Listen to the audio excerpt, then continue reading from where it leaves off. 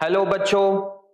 बच्चे अपन जो class 11th की अकाउंट्स की प्रैक्टिस सीरीज जो हम कर रहे हैं, जिसमें हमने लास्ट दो वीडियो में पढ़ा था सिंगल एंट्री सिस्टम के बारे में, that is accounts from incomplete record. बच्चे वो 4 to 5 मार्क्स का आपका टॉपिक है, 4 to 6 मार्क्स का टॉपिक है, जो कि एनुअल एग्जाम में आपको चांसेस बहुत ज्यादा है कि वहां से आएगा ही आएगा। और दूसरा उससे बहुत इंपॉर्टेंट टॉपिक है जो कि 110% आपके एग्जाम में मिलेगा, वो है accounting equation. Accounting equation chapter का नाम है बच्चे अकाउंटिंग इक्वेशन। अकाउंटिंग इक्वेशन ये है आई थिंक चैप्टर नंबर 5, जो कि आपका मार्क्स कवर अप करता है 4 to 6 मार्क्स, और ये एग्जाम में आएगा ही आएगा। बहुत इंपॉर्टेंट टॉपिक है बच्चे, अच्छे से इसकी प्रैक्टिस करिए। 4 मार्क्स का आएगा आपको डेफिनेटली। इसमें हमें पता है 2 से 3 नंबर का मतलब 4 पॉइंट दिया रहेगा, उसमें 2 से 3 पॉइंट तो आपको ऑलरेडी पता है, बस थोड़ी सी प्रैक्टिस की रिक्वायरमेंट है, वो मैं अभी आप लोग को प्रैक्टिस करा दूंगा।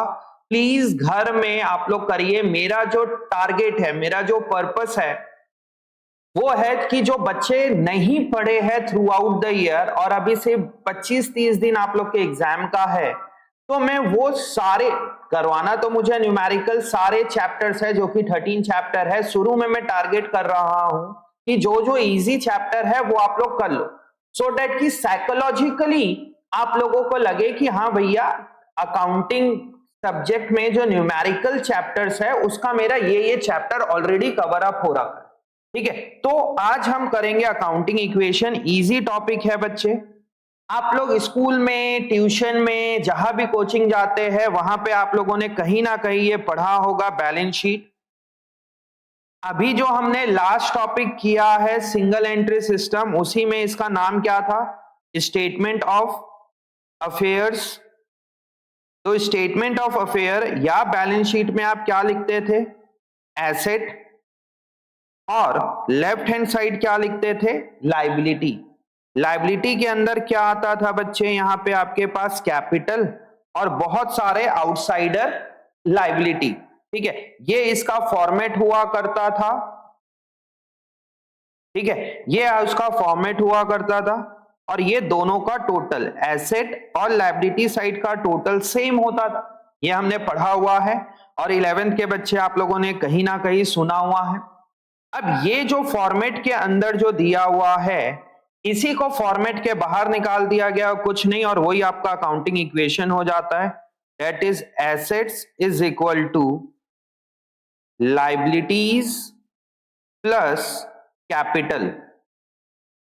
Accounting equation. इक्वेशन मतलब क्या होता है ये समझिए। कई बच्चे को इक्वेशन का मतलब ही नहीं पता। इक्वेशन मतलब होता है left hand side is equal to right hand side.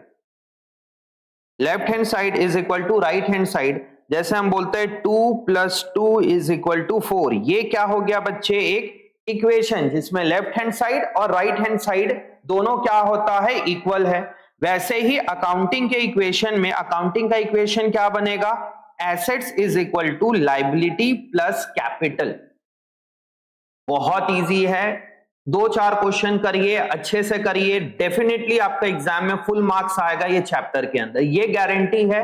अगर आप वीडियो को पूरा शुरू से लेके लास्ट तक आप देख रहे हैं और कॉमन सेंस लगा के आप लोग क्वेश्चन बनाएंगे, तो पूरे के पूरे मार्क्स आपको मिलना है। सिर्फ आज की वीडियो देख लोगे तो भी ठीक। ये अकाउंटिंग इक्वेशन को हम समझते हैं एक क्वेश्चन के साथ।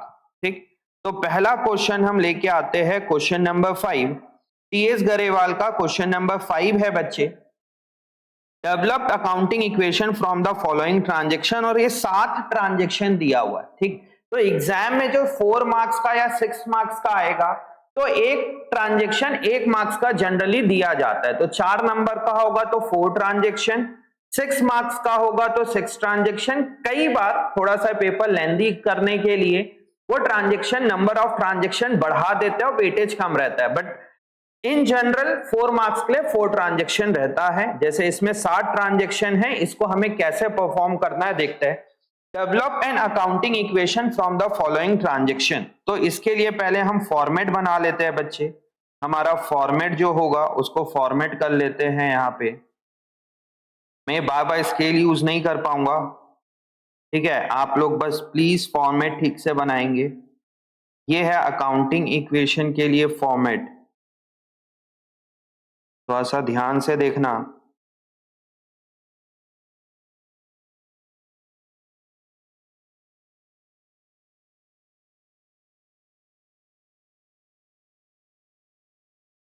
ये बना मेरा पर्टिकुलर, और ये आ जाएगा आपका asset is equal to liability plus capital.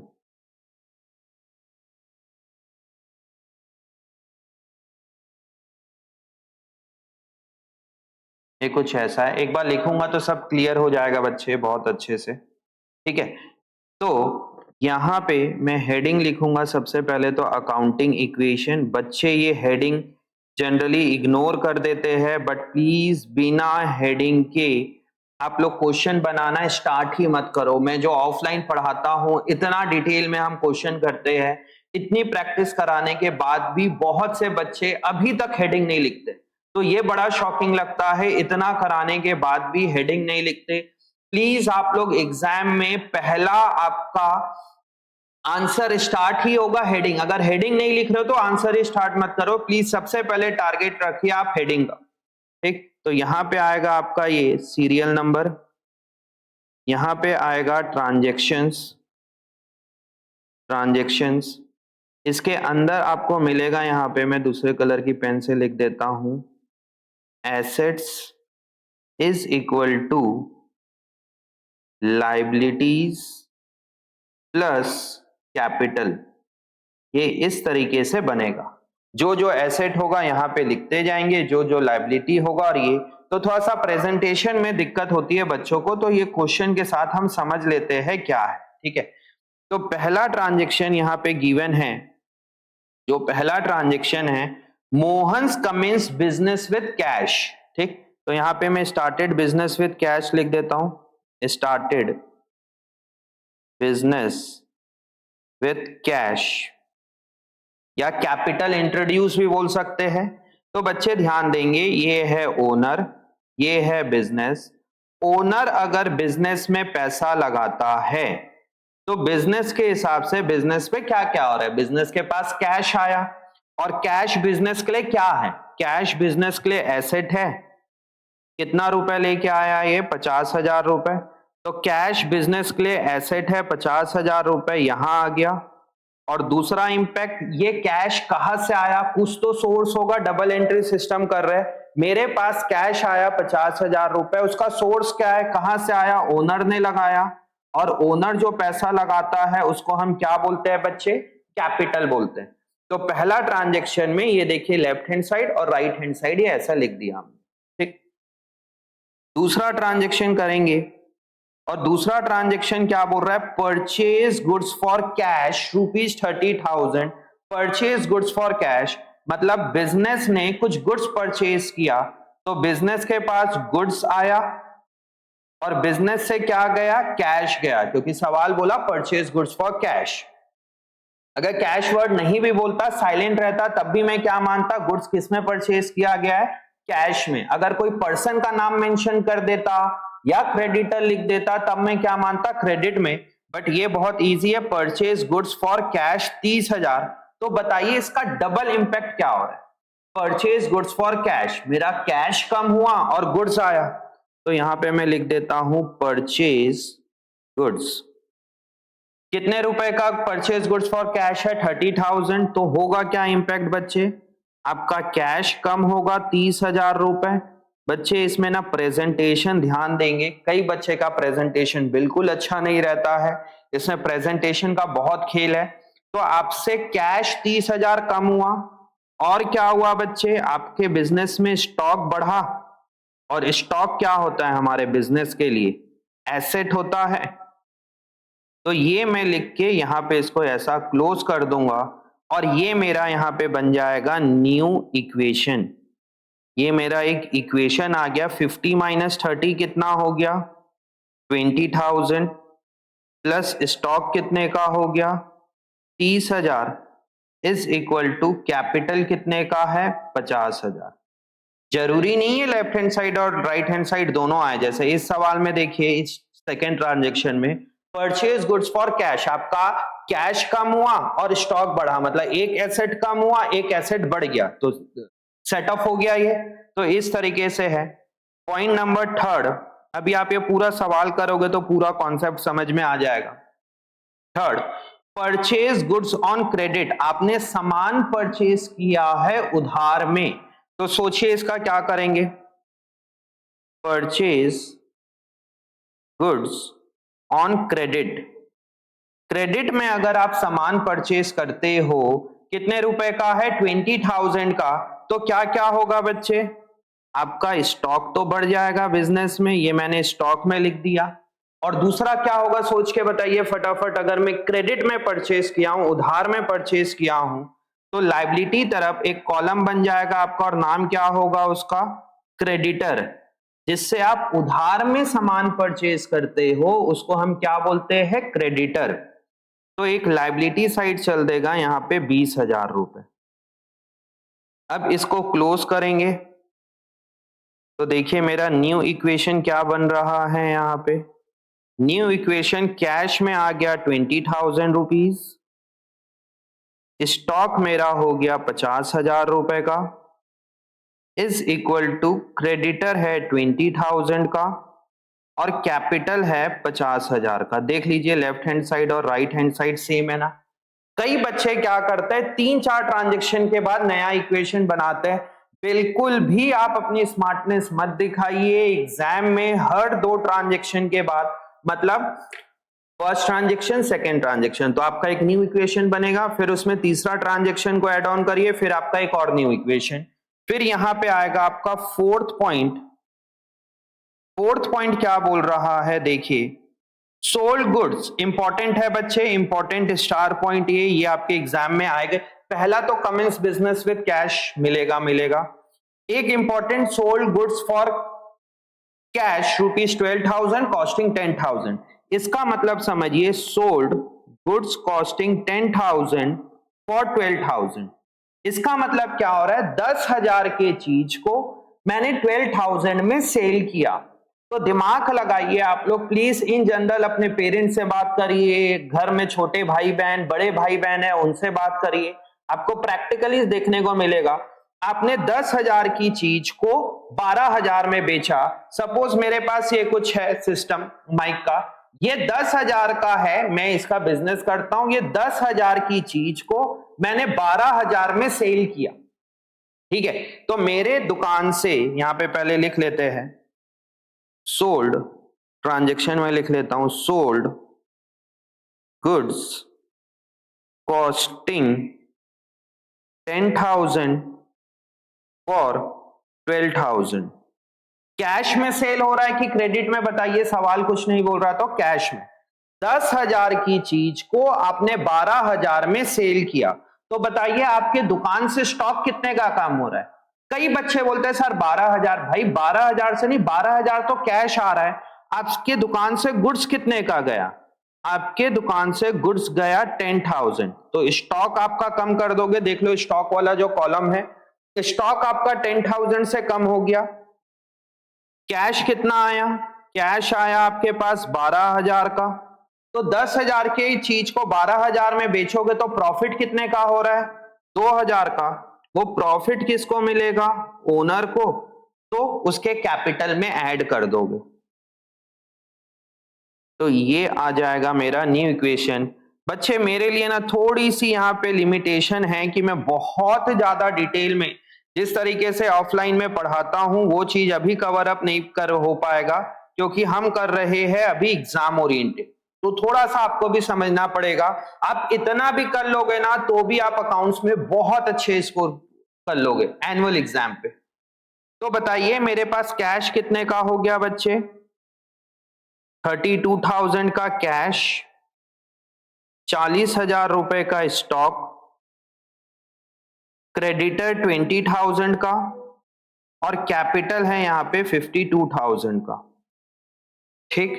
अब आता है हमारे पास फिफ्थ ट्रांजेक्शन, और फिफ्थ ट्रांजेक्शन आपको क्या बोल रहा है, ब्रॉड फर्नीचर ऑन क्रेडिट ₹2,000। आपने फर्नीचर परचेज किया 2000 रुपए का उधार में, तो सोचिए क्या क्या हो रहा है। Purchase furniture for rupees 2000 on credit, आपने क्रेडिट में फर्नीचर परचेज किया 2000 का। तो बताइए आपके पास एक एसेट आया, फर्नीचर आया, तो यहां पे मुझे एक कॉलम बनाना पड़ेगा किसका, फर्नीचर का।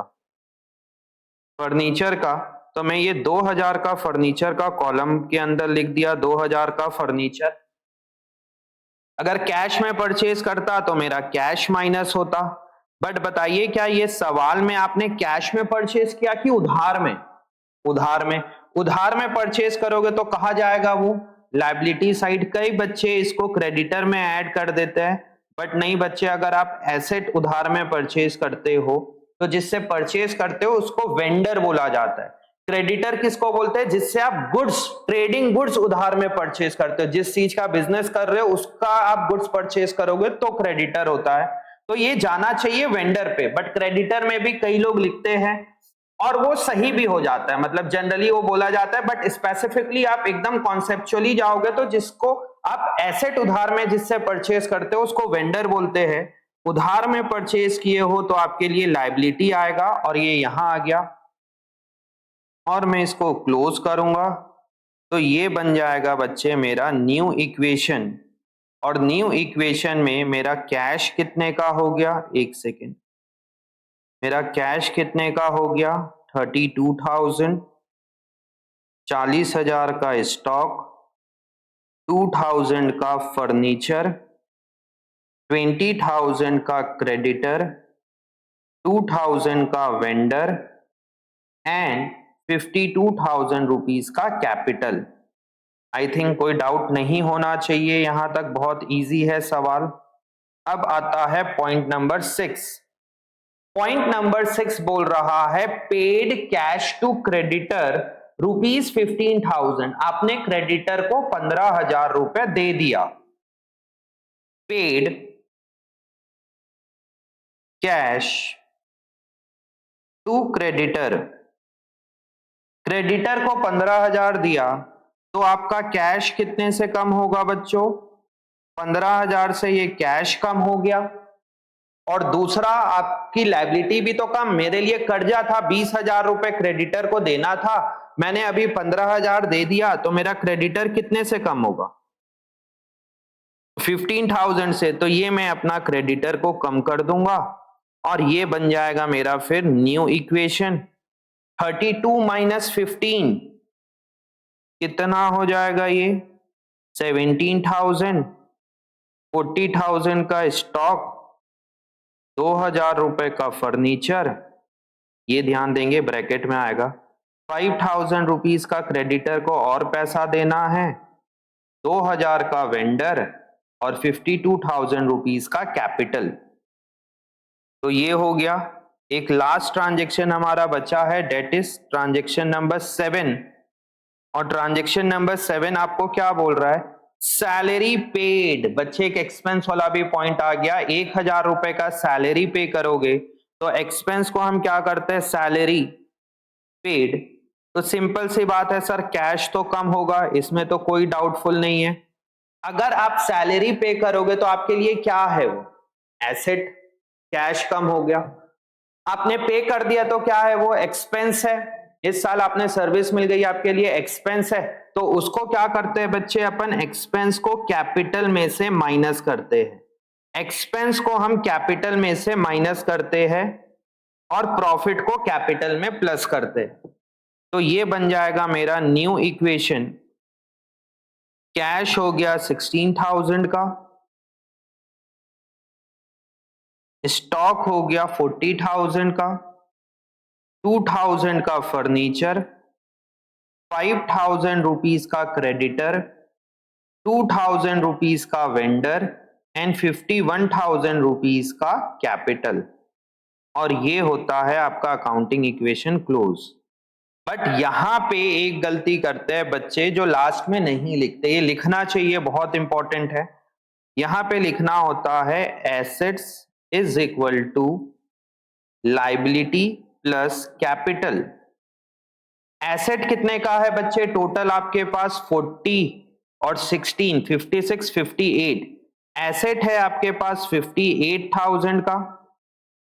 लायबिलिटी है 5 + 2 7,000 की और कैपिटल है 51,000 का। देख लीजिए, चेक कर लीजिए, क्या left hand side is equal to right hand side आ रहा है? बिल्कुल आ रहा है, मतलब सही है आपका सवाल। थोड़ा सा मैं फास्ट चला हूं जैसे पढ़ाते हैं उस हिसाब से, बट एनुअल एग्जाम अभी है तो आप लोग को इतना ही आना चाहिए बच्चे। 7 पॉइंट है, 6 नंबर का सवाल बनता है। इतना बड़ा अगर क्वेश्चन आएगा तो 6 मार्क्स का। थोड़ा पेपर लेंदी करना हो तो टीचर इसको 4 मार्क्स में भी दे सकते हैं। तो प्लीज बच्चे, है बहुत इजी चैप्टर, थोड़ी सी आपको प्रैक्टिस की नीड है, दैट्स इट। और मेरा ये वीडियो बनाने का पर्पस ही यही है कि आप लोग प्रैक्टिस करें। अकाउंटिंग इक्वेशन में क्या करते हैं एक बार और देख लो। Assets is equal to liability plus capital. और कैपिटल में क्या चीज माइनस होता है बच्चे? एक्सपेंसेस माइनस होगा। और आपको कुछ प्रॉफिट होता है तो प्रॉफिट प्लस होगा, और लॉस और एक्सपेंसेस आपके माइनस होंगे। तो ये है आपका अकाउंटिंग इक्वेशन। तो आज हमने एक सवाल किया है आज की वीडियो में, डेट इज क्वेश्चन नंबर 5। अगले वीडियो में हम करेंगे 2 क्वेश्चन और, ताकि हमारा ये चैप्टर हो जाए। क्वेश्चन नंबर 5 मैंने करा दिया है, आप लोग घर पे ट्राई करेंगे question number 1st, 2nd, 3rd और 4th। बहुत छोटे छोटे क्वेश्चन हैं, बड़े आराम से बना लोगे। मैंने क्वेश्चन नंबर 5 करा है, 3-4 क्वेश्चन आप घर पे बना लोगे तो बेस्ट है एकदम। तो आप इतना करिए घर पे। अगले वीडियो में हम करेंगे आगे के और कुछ सवाल। ठीक है बच्चे, चलिए बाय बाय।